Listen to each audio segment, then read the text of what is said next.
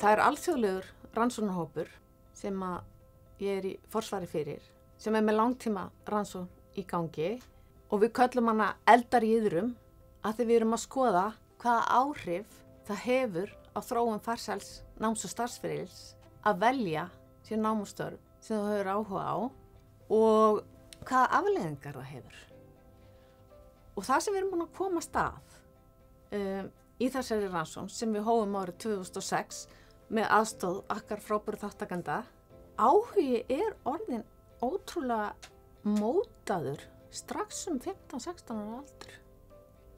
Hann breytist, hann heldur áfram að breytast eitthvað í gegnum framhaldsskólann og upp í háskólann, en hann orðinn töluvert stöðugur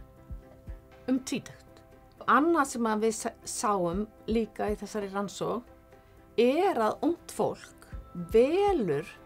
smám saman nám og störf sem fellur betur og betur að þeirra áhugasviði. Og við sjáum það mjög skýrt í gögnunum og sem kom okkur líka kannski dálítið óvart að þau sitja við stjórnvölinn. Það eru þau sem hætta í starfi sem fellur ekki að þeirra áhugasvið og velja sér nýtt. Það það sem líka kannski gerir þessa rannsókn áhugaverða og hún hefur vakið athygli líka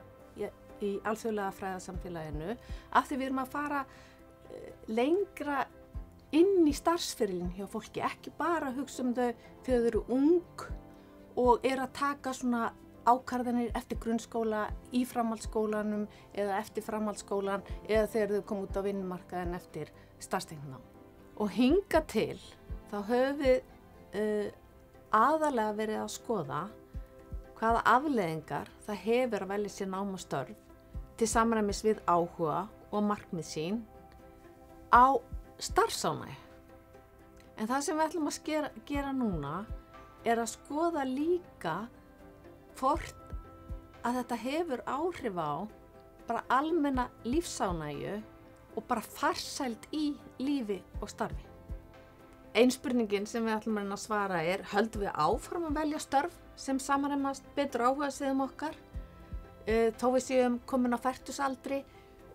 skiptum við starfið við erum ekki ánægð, reynum við að móta núverandi starf meira til samræmis við það sem við viljum gera.